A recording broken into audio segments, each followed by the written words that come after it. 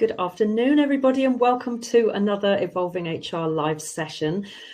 We're quite excited about this one.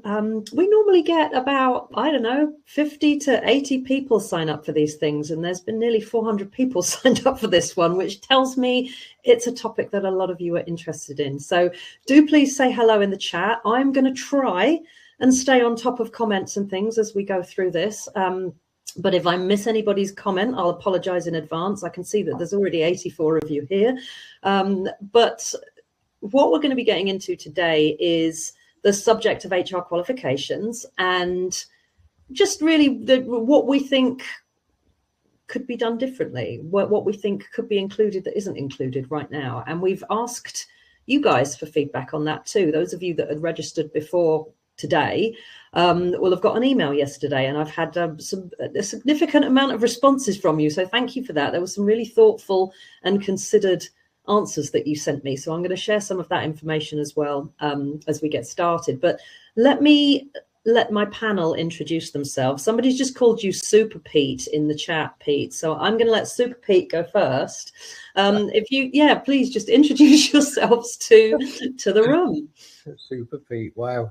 So my name's Pete, Pete Colby. So I'm a mediator. So I run a business called Pragmatism. We mediate disputes and train mediators and managers to have difficult conversations. So I'm a bit weird. I love to get involved in disputes, and you can't make them any worse. So that's me. Emma, do you want to go next?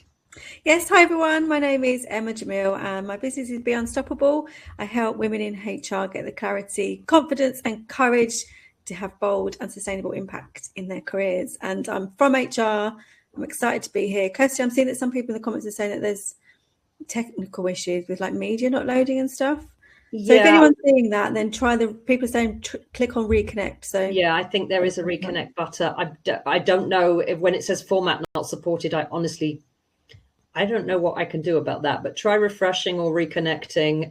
It seems to be working. I'm seeing some of the people that have said they can't get in have now said they're in. John Mannion, for example. So fingers crossed. If you try reconnect or just go out and come back in again, turn it off and turn it off on again. That's usually how these things work, isn't it? Siobhan, do you want to introduce yourself? Hello, and this is something we're not trained for. It's IT glitches. Yeah. So I'm Siobhan Godden, and I'm a fractional HRD for High Performing HR, is my business name. I spent 20 years in corporate, and the reason I'm so interested in this webinar is because I'm actually teaching some CIPD modules. Love so that. There you go. I wanted to get a really good mix of people. I mean, those who've worked in HR, those that now train HR to do things differently, and yourself, Siobhan, because you're actually teaching CIPD. So I think we've got a really good mix, and probably between us, because obviously we're all only about 28 years old, but between us, we've probably got close to 100 years of experience, which is interesting. I know, isn't it terrifying? I didn't actually introduce myself. I'm Kirsty Baggs-Morgan, and I'm the founder of Evolving HR. But I also teach HR professionals to think more strategically and overcome some of those obstacles that we find in our role that are more about skills than knowledge, basically. And I think the skills versus knowledge debate is going to be quite significant in this conversation today. So, Kirsty, we just hit 100. Yay! I was hoping we'd get 100. I was saying to these guys beforehand, like, if we get 100 actually show up live, I'll be thrilled to bits. So thank you, all of you, for coming. First thing I want to do before we get stuck into the questions for the panel, I want to share some of the comments that I got from the people that I emailed yesterday. And honestly, I could probably do it in about 3 lines because there were such strong themes that came out in the answers that you sent me. If I had to say it in one word, it would be psychology. Nearly all of the comments that came through were around this. Sorry, that I should be clear. The question was around what was something that you wish you'd learned in your qualification but didn't, that you then had to kind of learn as you go or pick up for yourself. And a lot of the answers that I got were around human psychology, understanding people's behaviors, managing and navigating difficult conversations, which is we'll come on to that with you, Pete, understanding motivation, understanding how people respond to change and to difficult situations and those sort of things. So that came up a lot. Also had people talking about the practicality of doing the things that you learn in your qualification, because we're told best practice, or we're told, you know, this is how this should go. But anybody who's worked in HR for more than 5 minutes will realize that, unfortunately, once people get involved, best practice goes out the window because you don't know how they're going to respond. And so there's basically, it's do you know that scene from Dodgeball where they're throwing wrenches at people? Yeah, it's spanners for us. You know, like there's constant spanners in the works that, like, but no, this is how this should go, but it doesn't work like that. Resilience came up a lot, and some of those personal skills that are helpful for us to develop, like that, you know, building a thick skin, because we do have to deal with pretty tough situations sometimes. Resilience came up a lot. Something that I thought was really interesting, and I can ask the panel about this as well later, there were at least 4 or 5 people who apologized for saying, I know these are soft skills, but, which I found that really interesting, because I don't know why we are led to believe that soft skills are bad. I tend to call them personal skills, and they're around behavior and attitude and approach. I don't think there's anything soft about learning to be more resilient, learning to be more confident. But I thought that was really interesting, the way that came out in the answers that people sent. Let me have a quick squiz through and see what else there was.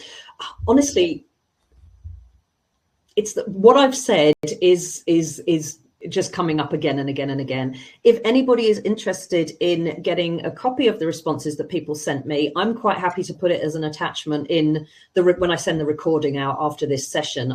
There's no names on it, so it's completely anonymized, but I'm quite happy to share that with anybody. If you're interested in seeing it, just let me know in the chat. And yeah, I mean, either everybody gets it or no one gets it. So if anyone's interested, I'll send it. So Emma, were you going to say something? Yeah, I was just wondering if I might ask the people who've turned up. Obviously, registration rate is high, attendance rate is high. Like, that's not normal for like a webinar. So I'm interested in the people that are here. Like, what is it that made you register? What is it that was interesting about the title? Like, to kind of steer, I suppose, like how our conversation might go. Like, what were you hoping to get from it that made you, like, A, register, and then B, actually be here?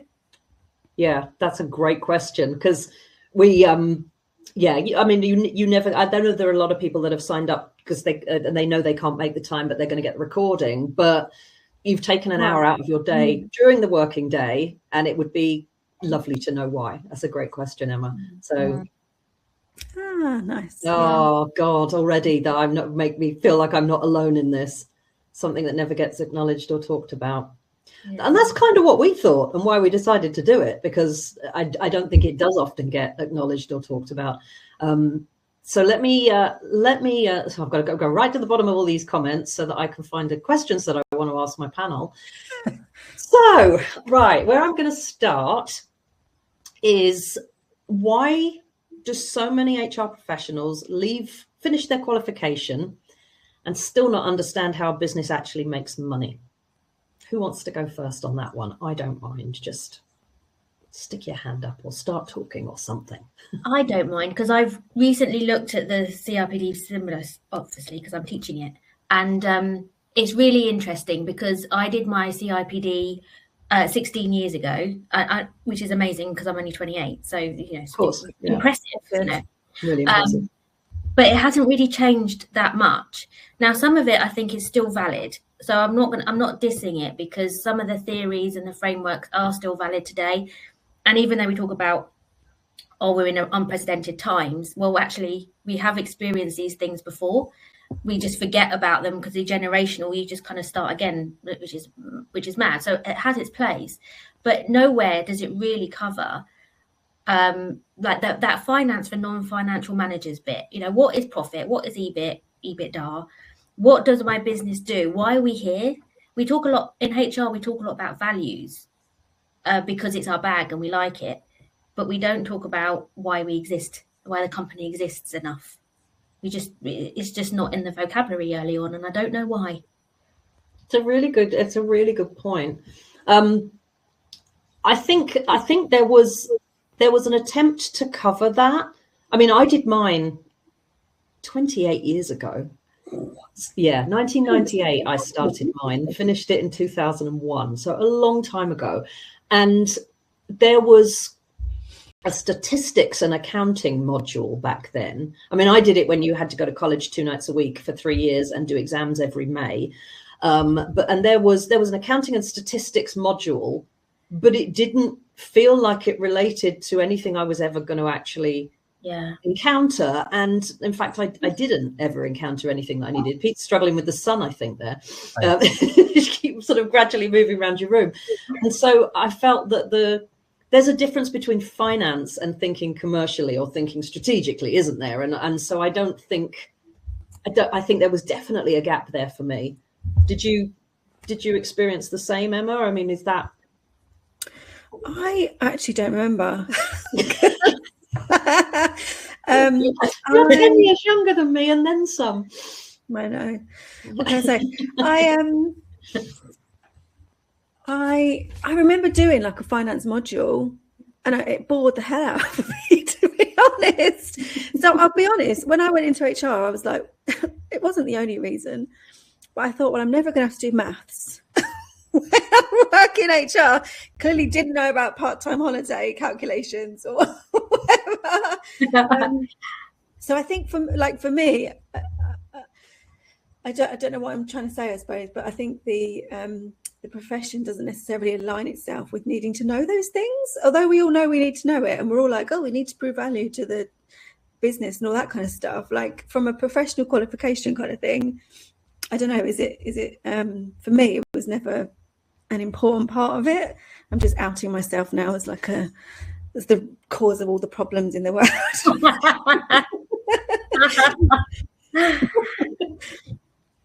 Pete, what are your thoughts on this? I know, just so from a finance perspective, I think almost sometimes a key competency in HR is to not be good at numbers. I don't really see that.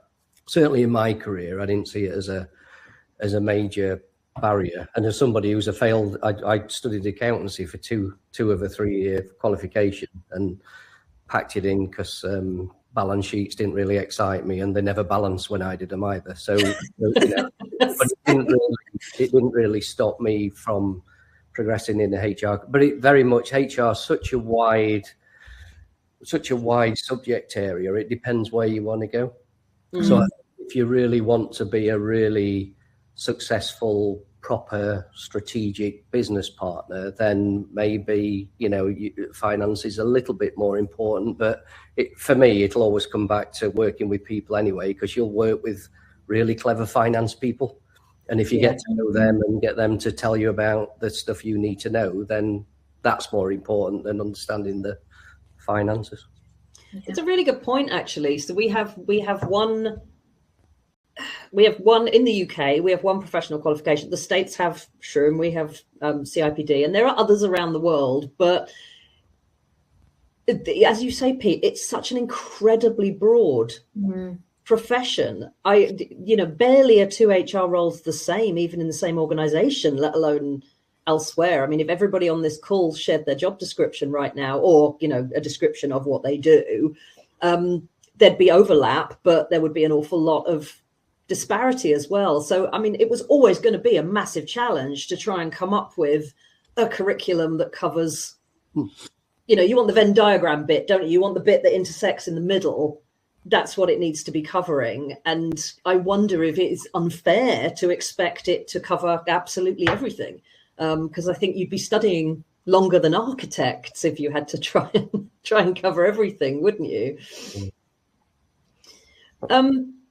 Why do you think, I'm going to start with Pete on this one, because this is down to the kind of human behavior stuff. Why do you think that we don't teach HR to navigate corporate politics, difficult stakeholders, difficult situations? Why do you think that gets left out? I think, and I don't want this to be disparaging in any way, but I think to teach something, you've got to have teachers who can do it themselves. And I think there's too much, there's not enough of the practical elements in the HR teaching. So, you know, when I think about the poor souls that had to teach me HR, because I did it a little bit later, and I remember when I went on my masters, the lecturer saying, "I love teaching masters because you're here for the learning." And I was like, if I could pay you for the certificate now, I'd give you the money for the certificate, because I knew that the people that were teaching were really, they were teaching the theories. And I think, you know, I constantly asked, can you give me examples of where that's really happened? And they couldn't, because they'd never really lived that life that they're teaching about. So I think it's because there's a little bit, and especially when I think about my speciality of employee relations, I think it's a bit of a dying breed. And what you want is people that can tell you stories, they can tell you examples, they can coach you, they can really help you.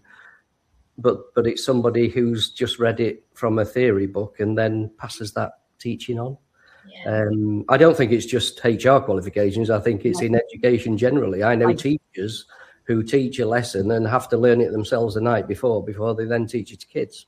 It's not effective. This is something that we were chatting about just while you were sorting out your sound issues, Pete, before, and I'll come on to it in a bit, because I do think it's a wider issue with education generally than just, you know, an HR thing.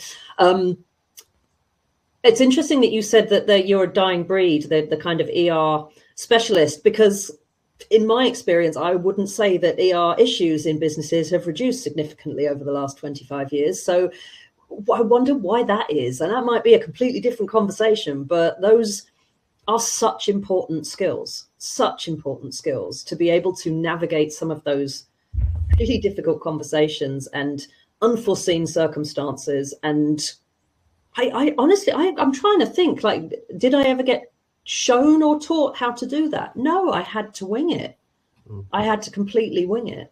And I think that's why I love what you're doing. I mean, good God, if I could have learned mediation skills 20 years ago, that would have been an absolute godsend. But George has made a really good point in the comments around the courses hide behind the theory. I feel like there's a huge disconnect between what our profession thinks we're there for and what we're actually there for, what actually businesses want us to do. That's like, true. For me, that's like a systemic, fundamental issue that we're just not tackling in anything that we're doing. Like, we theorize, we like, future of HR, future of work. Like, we love to get all like intellectual up in the place.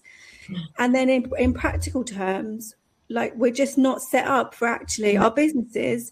They want people to be paid. They want people to not have grievances. Like, it's almost like what we're trying to do, the paradigm that exists isn't set up for us, to do the stuff that our qualifications are telling us that is possible. Like, we're never going to be able to do that within the context of a leadership team that is like off of the old ages. Do you know what I mean? It's for me, that's a huge disconnect. I think it's a very good point, and I've observed in corporate and some of the clients I support now, where they kind of rebadge HR. We call it different things. We restructure it. We do roles and responsibilities. They keep changing it, but it doesn't change the real problem. In the sense of, you might, on paper, that might be what you want me to do, but in reality, we've got grievances going off and people going off sick and people stressed, and it's like, who's going to deal with that then? So you're absolutely right.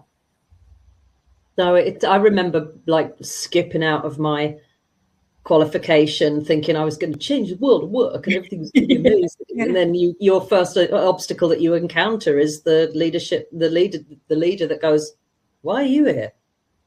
Why would you don't need to come to this meeting, you're not going to find that interesting. So that speaks entirely to that disconnect and that perception of HR being so different from what we know we're capable of versus what people want us to be capable of. It's massive. It's absolutely massive still. Yeah.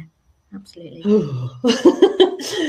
Just to add to that, Kirsty, because I can see some of the names on there and some of the comments, and I know quite a few other people, and they'll have heard me saying this before. But one of the challenges that we see when we're sort of teaching people doesn't have to be mediation skills, just conversational skills.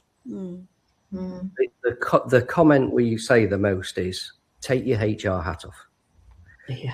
because as people have been taught by HR and all the theories and things, it's almost people change their personalities and they go into this robotic, investigatory, non-human thing.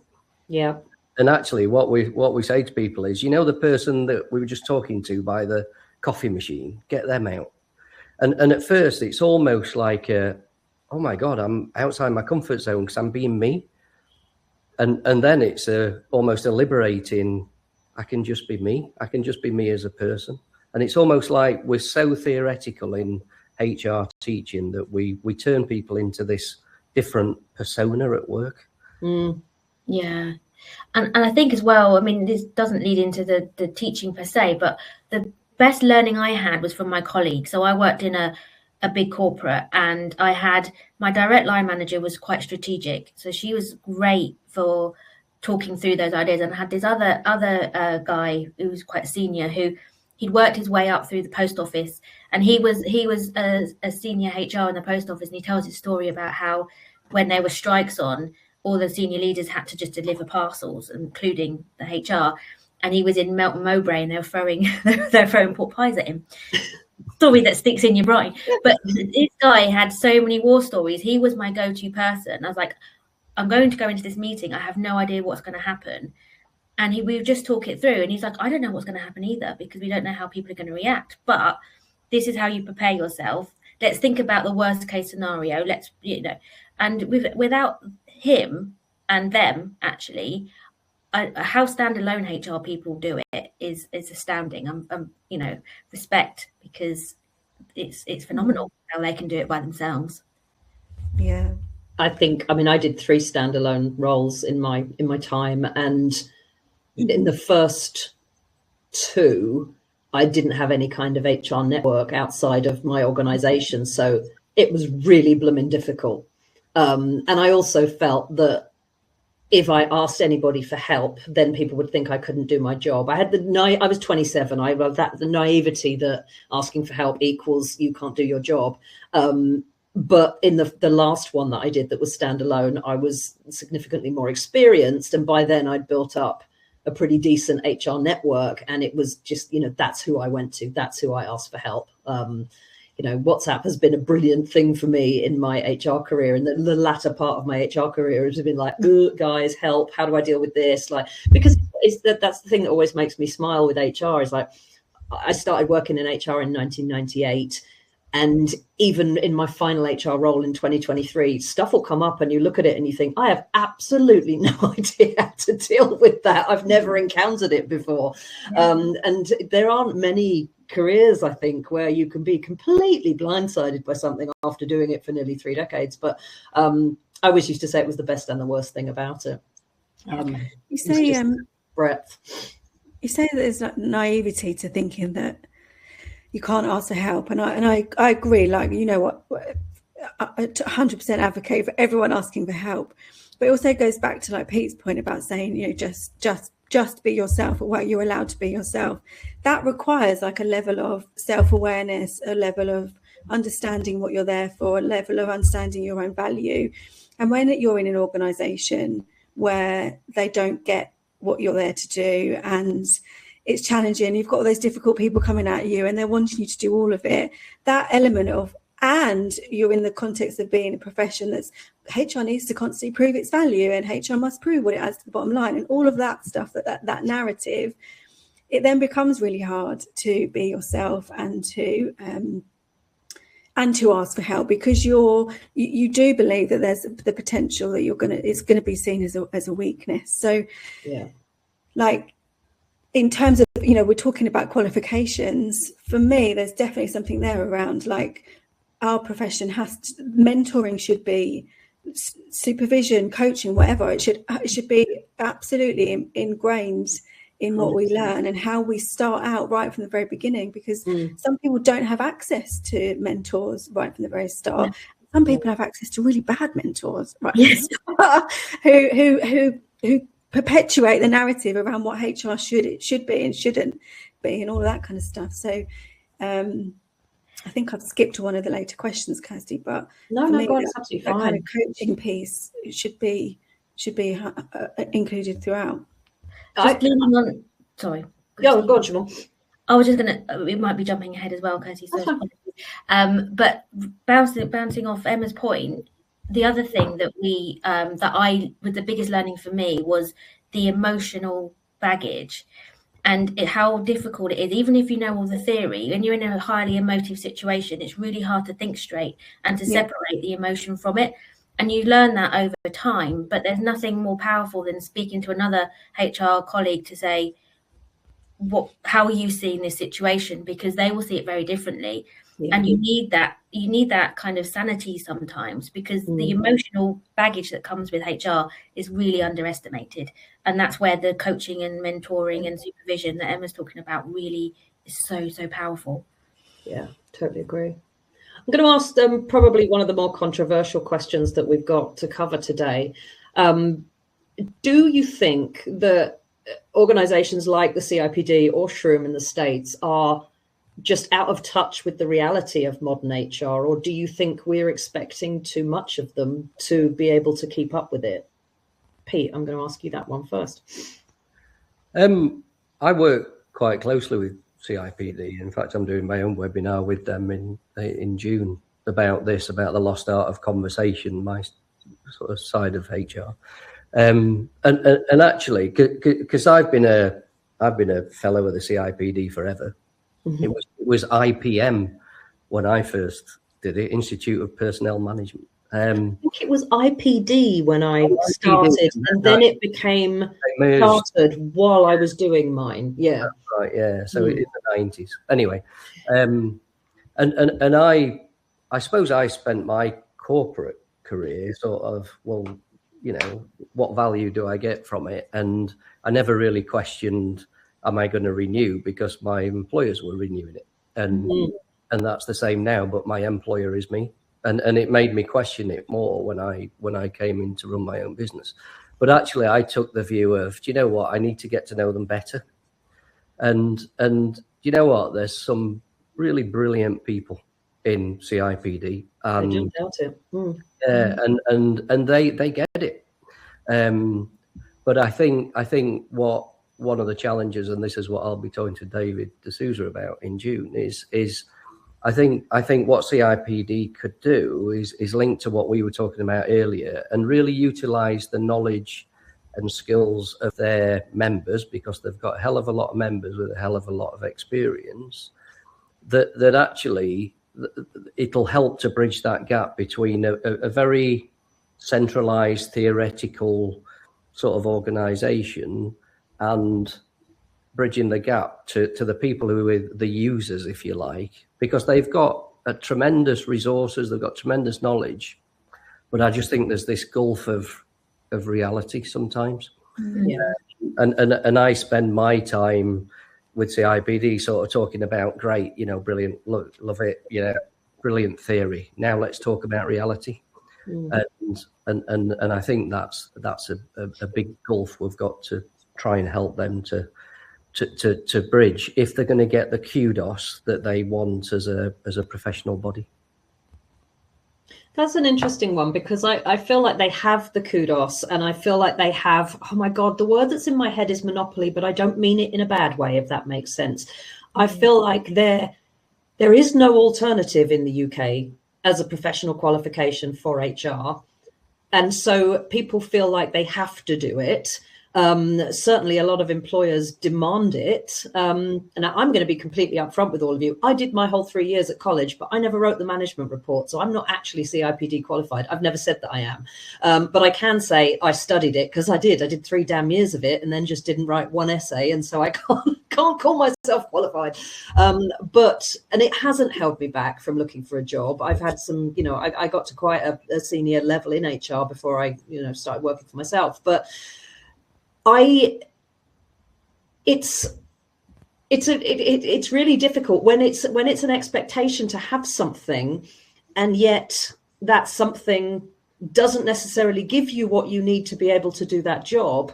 The fact that it is still used as a baseline requirement is quite tough, I think, for people. But before I throw this over to you, I would argue the same about a lot of degrees. I have a degree in media studies and sociology, which is as good as useless in terms of what I've ended up doing. But when I first left university, everywhere just wanted a graduate with a BA. Now, and it wasn't. So, my criticism is not of the CIPD qualification. It is of qualifications. What does my degree tell anybody in terms of what I can do? I basically watched movies and wrote gig reviews in the journalism module for 3 years, but now I can say I'm a graduate because I am. So I guess you mentioned, one of you mentioned the whole academia thing earlier. It's a knowledge versus skills thing. And I think knowledge is easier to teach. It's less subjective to measure. And because you either know something or you don't, and people can ask that in an essay. So it's more, I guess, is it the right route for this type of role to have a degree style qualification, or would we be better off with something that was much more practical and like an apprenticeship or something like that? And would it even be seen the same way? That's a lot in one blur. I feel like there's, as you're talking, I feel like there's relevance in having like a baseline level of understanding. I think like it's a qualification is like, this is a standard of understanding that I have, right?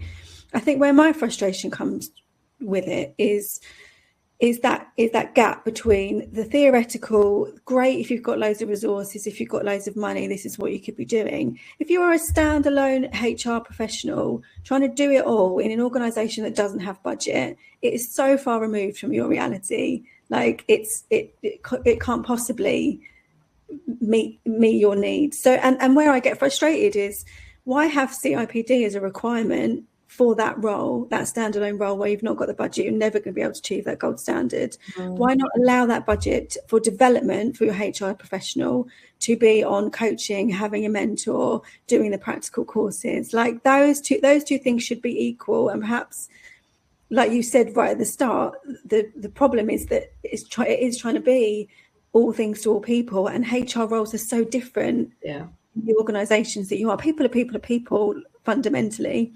But how you deal with those people and how your organisation wants you to deal with those people, it shouldn't be that CIPD is the only thing that you can do for your development as a HR professional that has any credibility. That's really out of touch. I think you're right, Emma. But one of the things it's triggering me in my head is this a branding issue? Because if you're say I was applying for a standalone HR role and I'd be the only HR in that company, the person who's recruiting is probably like a COO or a CEO who doesn't actually know about HR. So for them, it gives them I understand CIPD, that's a good thing. So that's what we'll ask for. So maybe there needs to be a piece of work around educating business leaders around actually what HR can do. And then they can make that assessment of, do I want CIPD? Do I want them to be a qualified coach? Do I want them to have some neuroscience knowledge or something like that? But I don't think that knowledge is there.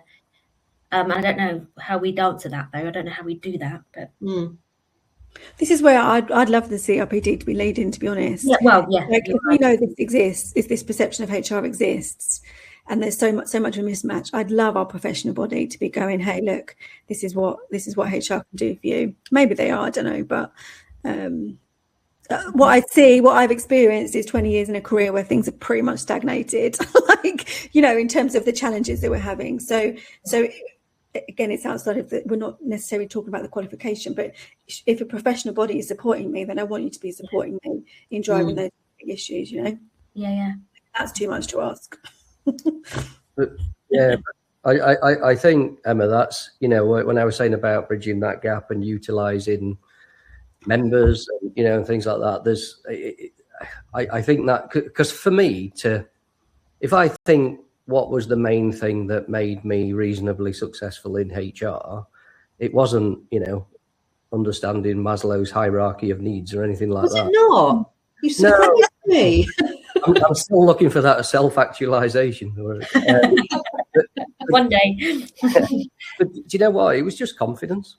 It was and that confidence came from having the people around you, and you know, the people who are my age will remember the term sitting with Nelly, as in you learn by actually seeing somebody do it and coaching and things like that. They used to call it sitting with Nelly, but I'm old.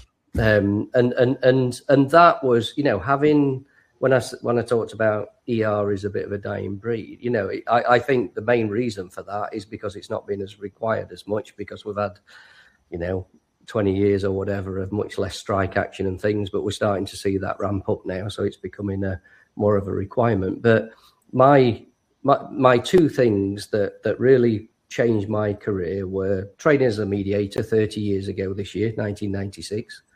That gave me confidence, and having people around me that were sort of, do you know what, I've just seen you do it and you've said pretty much what I would have said, and I can take over and I've got more confidence and you're there to support me. Now I'm at the front, sort of thing, and it just builds, your confidence snowballs. What I see nowadays is we don't have that infrastructure, and therefore people are in uncomfortable situations and their confidence spirals downwards. Yeah. And that's why we're seeing a lot of people saying, I need to leave HR, which is such a shame, because there's so much enrichment in HR as a function. Although I would say I've done an HR wellbeing survey as part of Evolving HR for the last 3 years. And looking at the results from the one that we did at the end of 2025, the percentage of people who are looking to leave the industry entirely has gone down quite significantly from 2024. And it's still about 40%, but it was about 60% before. But it has changed a little bit, which is, it's the first time that has gone lower. Is that because they all left, Kirsty? It might be either they all left or they just don't think they can go anywhere else, so they're stuck. I'm not sure. But it felt like a positive to me. So let's get back onto the if you were redesigning an HR qualification from scratch, what would be non-negotiable for each of you? And, you know, give me like up to 3 things. I'll ask you first, Siobhan, and we'll see what kind of a list we can create here. Well, I'm sure Emma and I are probably aligned on this, so we might double up, in which case it's doubly important. But for what I've learned the most since being self-employed, actually, is neuroscience and psychology. Put them in hand. And I mean, it's so powerful in terms of not only how you react and respond to things, but understanding why others do. It takes away some of that emotional baggage, because you're looking at it from a scientific lens. And actually the soft skills that we all hate, the term soft skills, actually that gives a little nice science lens over it, which really helps then translate that to leaders and stuff as well.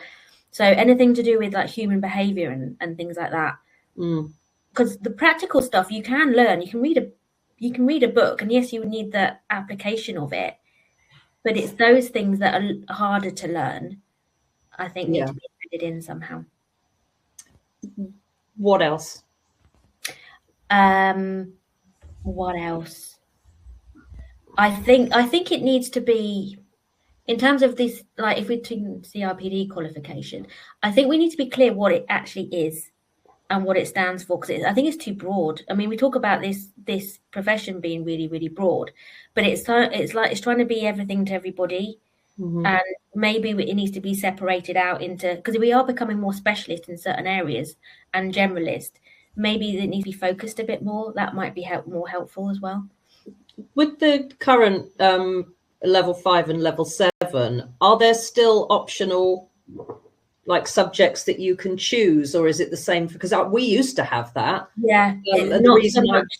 Oh, really? Oh, that's interesting. Because the reason I went to the college I did was because they had like an employment law option, and they had a L&D option, and you could choose. You didn't have to do. Not every college did the exact same. You know, there were core modules, as it were, but then you had options. Well, interestingly, it tends to be what the college will deliver, and the reason for that is because less people are signing up for it, and there's hardly anybody doing level 7 anymore. In fact, most colleges have stopped offering it. Oh, that's interesting. Which is really interesting, yeah. But kudos to the college that I'm teaching in or associate lecturing in, because they've proactively said we want somebody who's actually working in HR.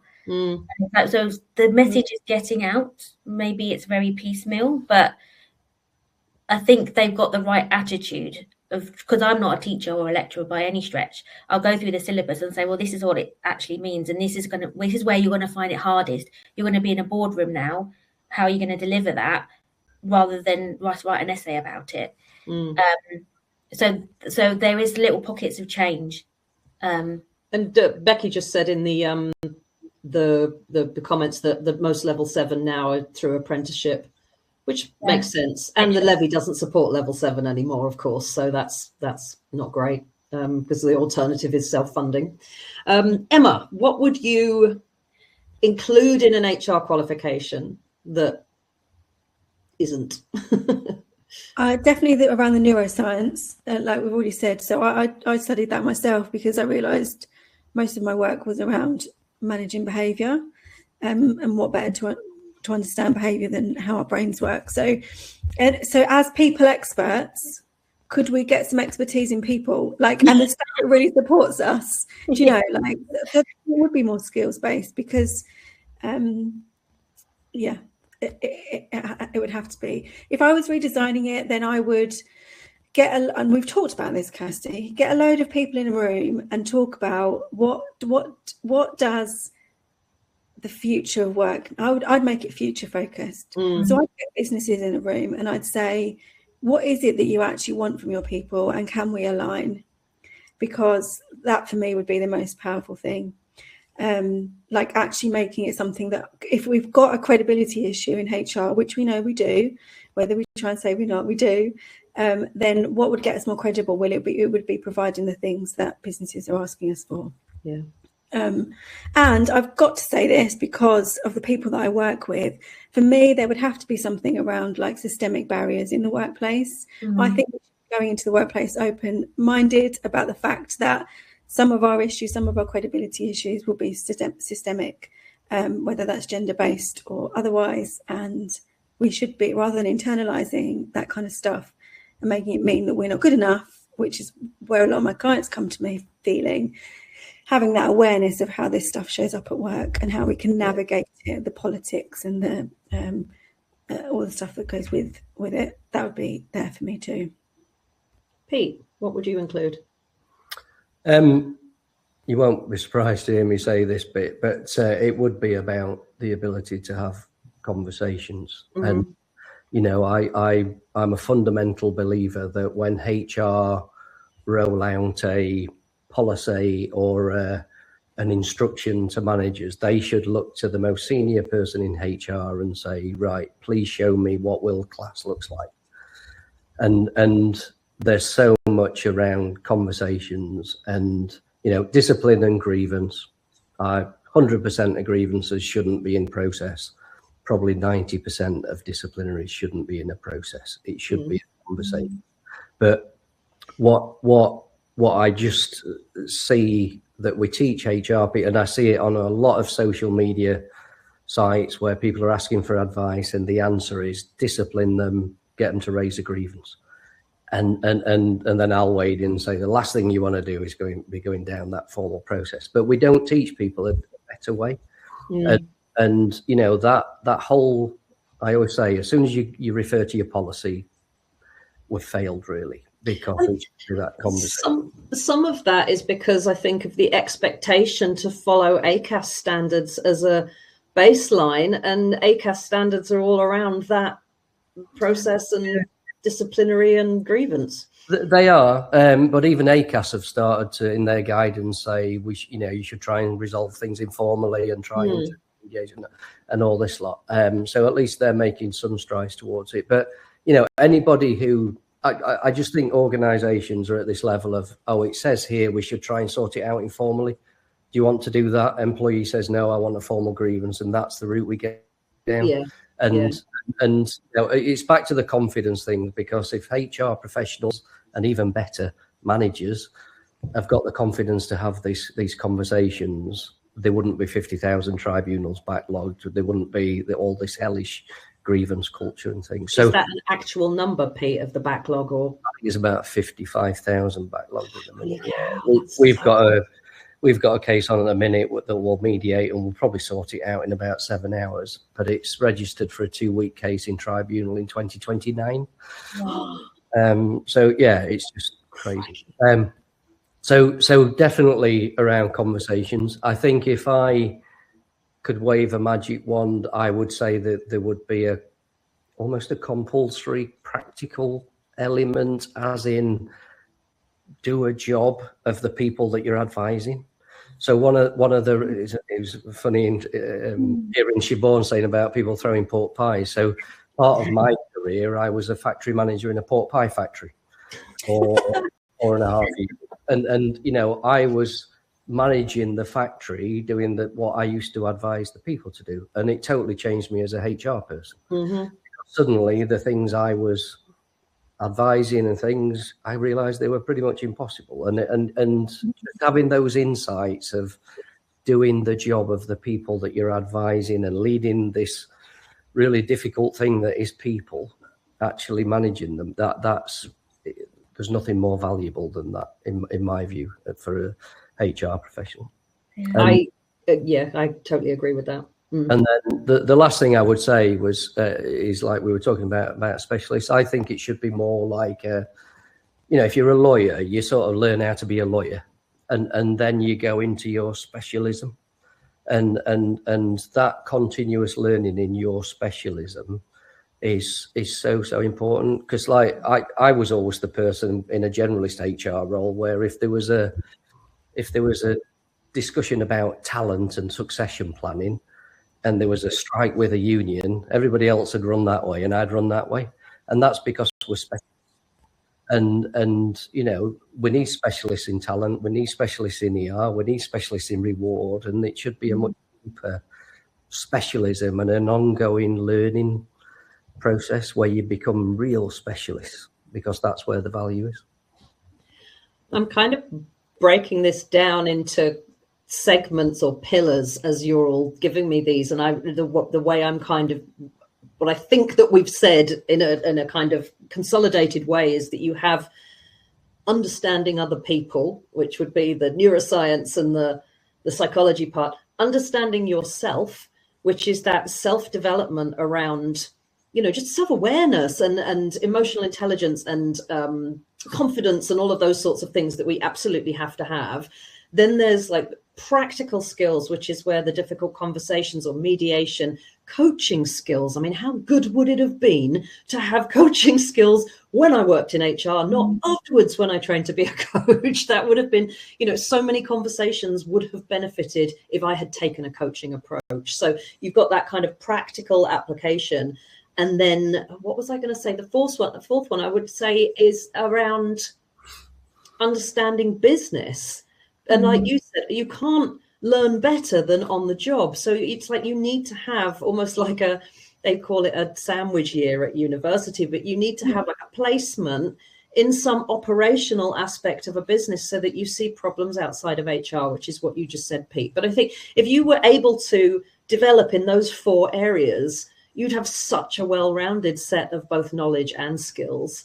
And it's, you know, I really enjoyed learning employment law. But reality was that most of our companies I ever worked for had in-house or external employment lawyers. And every time I needed a law, I just ring them anyway, even though I kind of knew you didn't want to put your backside on the line. So you ring the lawyer and get it from them in writing, and then you don't have to, you know, put your neck out there. So I could have probably better used my time doing other things. I think what's really, really important as well, which some of us don't always connect to, is that you're not done learning when you finish your CIPD qualification. That should really be the starting point for a continuous professional development or personal development process. And I think it needs to be both, doesn't it? It needs to be professional and personal development, and you need to keep doing it. And if your company won't invest in it for us, then we need to think about investing in it ourselves. I mean, have any of you self-funded your own development over the years for skills that you felt you needed or knowledge that you felt you needed? because I know I've spent thousands on various courses and qualifications and things like that. And I think it's important if you're going to stay current and stay on top of how everything works, you have to continue to learn like that. Yeah. Thousands. Yeah. Really happen. So that's been one of my biggest joys working for myself, actually, is I don't have to get approval. I can just be like, oh, I want to go on that training course or that conference, and I can just do it. I have to approve it myself. It's very freeing. And that's my biggest regret, actually, is not doing more of that or pushing for more of that when I was employed, because especially the coaching thing is, as we touched on. I mean, it's been an absolute game changer for me. I thought I could do coaching before. Now I realized quite quickly that's not what I was doing at all. So yeah, I would have pushed for more of that if in hindsight. Yeah. Sure. And there are some, so when I send out the recording, I'm also going to send out some links to some of the people that are out there addressing these sorts of needs. So obviously Pete, but there's a lady called Amy Nazareth Wheeler. I don't know if people here know Amy or not, but Amy does a phenomenal coaching skills for HR course, which I recommend to everybody. Joe Bailey is developing a CPO's commercial commercial understanding for non-finance professionals, but not a technical one. Joe, I know you're listening in, Joe. If I'm describing that wrong, for God's sake, please do let me know. But there are people out there that are starting to do this. So Dr. Joe Burrell is doing HR supervision. And Joanne Wells is in the process of doing sort of therapy and support and mentoring for HR as well. So it's starting to happen. Some of these people have been doing it for a while, but we're seeing increasing numbers of people offering some of these alternatives that aren't a great big 3-year commitment to help HR professionals develop and, improve their skills. And also, the coaching work that Emma does as well. Because you only coach HR professionals, don't you, Emma? Yeah, I mean, from the kind of self-awareness, self-development, confidence kind of perspective, is invaluable. So I will send out some information to people on some of the stuff that I've seen that's out there that I think people might find useful. Anybody else got anything they want to add before we wrap up, or anybody got any questions in the chat? Oh my goodness, I've just seen George's comment about the figure for our open caseload for employment tribunals to 68,192 cases at the end of January this year. I think the reality is that it's generally in the world, we're getting more combative. So we're fighting each other more. And employment. So we made some comment about soft skills and the apology. I'm sorry that these are soft skills. Like, if I could say one thing, it is that the soft skills are 100% what the world needs right now. So lean into that massively, because people around you aren't doing that, and that is absolutely our advantage. That is our USP as HR professionals, is leaning into the human nature around stuff, so that we can be the ones providing the empathy. We can be the ones fluffy. You know what my phrase is? You can't spell fluffy without FU, because that's what we need in our world of work. When everything is getting more aggro and people are fighting each other more, like, we need people who've got those soft human skills. So lean into the fact that you've got that and be really proud of it. That's what I say. Especially with AI, I mean, it's become even more important than ever. And Pete, I imagine you've seen loads of extra grievances written by our friend Chat and all those kind of things, and you just need a human to decode these things quite often. I mean, AI is, it's but what I always say is AI didn't make that employee think they've got an issue. AI is just a tool that they're using because they need a bit of help to do that. So we always come back to the conversation. But I think, to your point, Emma, about coaching and these soft skills sort of thing, because we all know the soft skills are the hardest ones.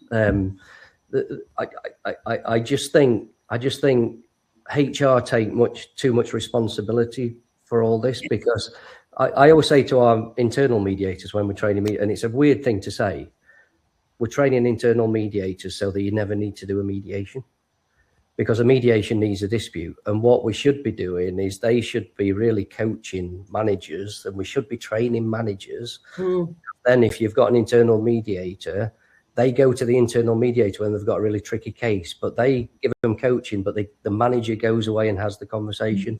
And the amount of times I have discussions with clients that are usually HR directors, and I always say, look, managing people is the hardest part of any leadership job.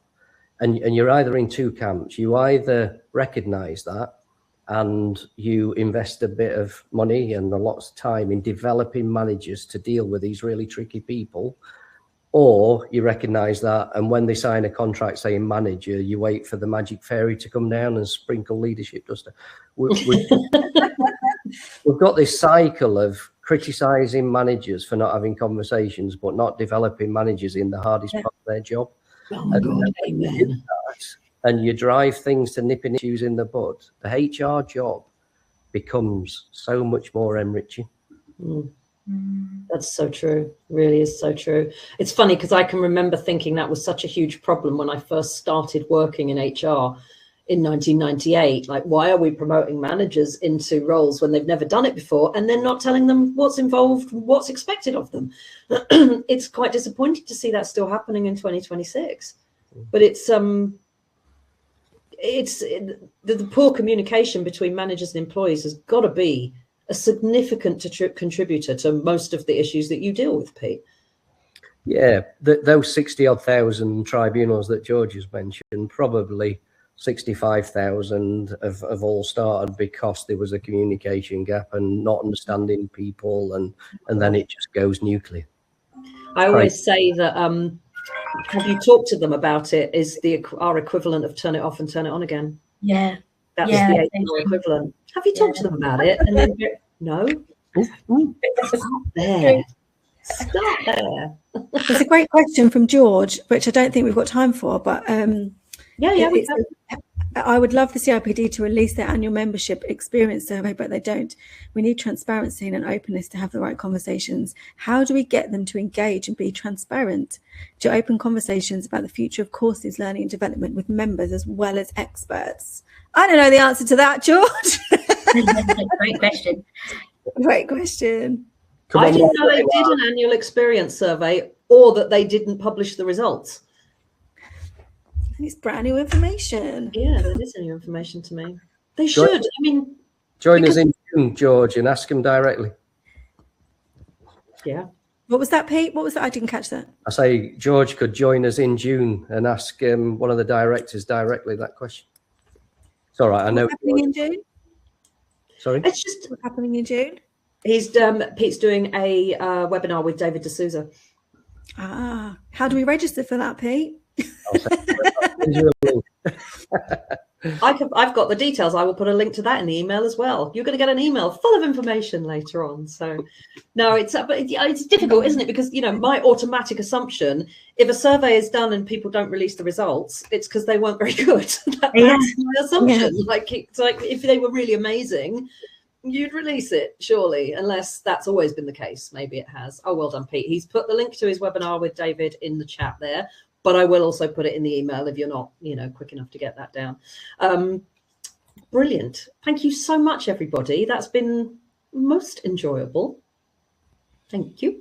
And thank you to everybody who joined us. And for those of you watching the recording, we would love to hear, like, if there's something that we've not said today that you think we should have included, you can reply to the email when I send it out and I'll share it with the panel. But I think this is something that we need to keep talking about and that needs to keep developing. And the fact that you've got the ear of the CIPD is very helpful as well, because, I do not engage with them particularly. I don't know anybody there. I'm not a member. So it's not something that I've been able to do, but it's good that we've got someone who can.